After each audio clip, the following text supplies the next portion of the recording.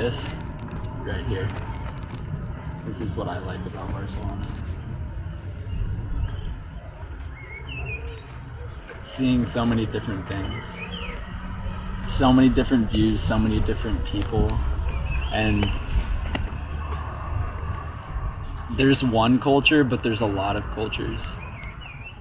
And skating's kind of opened my eyes to that.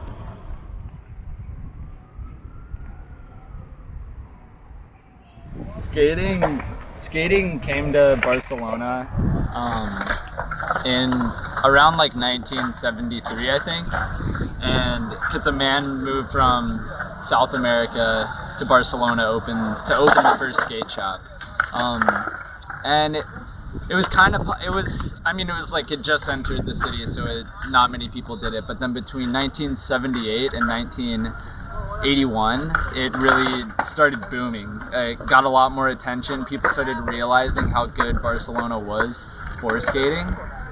So they started hosting competitions. They hosted the X Games. People started posting videos, and by word of mouth, of course, it just started spreading across the world until nowadays, in which they call Barcelona the Mediterranean skateboarding Mecca.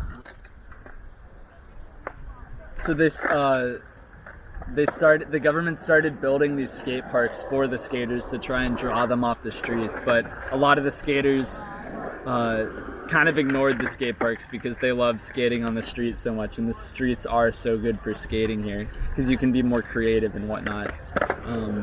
But these skate parks are still amazing. This one is Marbella, and it's designed to kind of look like the ocean because the ocean is obviously super important to Barcelona, and this skate park is right on the ocean. The ocean's just a couple 100 yards that way, and that's another thing that makes Barcelona so amazing for skating, why it is the Mediterranean Mecca of skating, is because the climate is so nice. It doesn't rain that much here. It's really good weather a lot of the times, and so that's always an attractive thing for anything outdoors.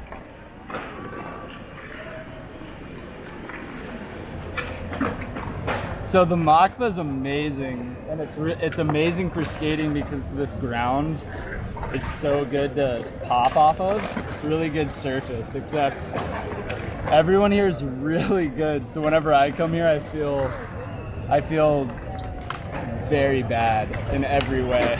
I'm almost scared to skate sometimes because I've never seen anyone worse than me here. Everyone's always better. But it's kind of split up in a really unique way. So up here is kind of the best spot at the Makba, right by the actual museum, because the ground's super worn and super flat, and so this is where all the really good people go. And you have to, like, if you go up here and you can't do a certain trick or something, you probably shouldn't even skate up there. And then here's the ramp where a lot of people do tricks here, but it kind of decreases in skill level as you move from the building outwards. So over there is kind of like the playground where everyone practices tricks before they can actually do them.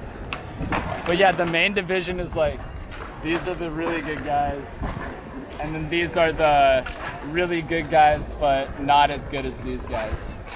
And then I come in here and I really don't have a place to go here, except I still do it because it's fun.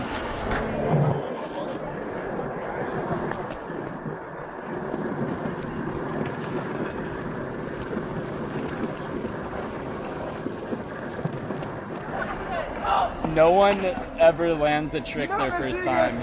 When you're learning, you just fall and you fall and you fall and you fall, and it's just part of the sport, which makes it what it is. It's just a lot of persistence and a lot of confidence. It's so much more mental than you would think. So many people use skating as a way to distract themselves and get their mind on something else because it takes so much concentration. So people that deal with anxiety and depression and just all those things, all those mental stressors. A lot of people skate to deal with that because it takes your mind off things for a second in a very healthy way. You could see how good these guys are if I go out there. Yeah, see, I just am probably 3 years away from doing something like that. Actually, no, I'll give myself 2 years. You can see it, the impacts of it everywhere. Like all the ledges that have been worn by skating. And then all the stories that probably surrounded those ledges. So many people come and skate here, so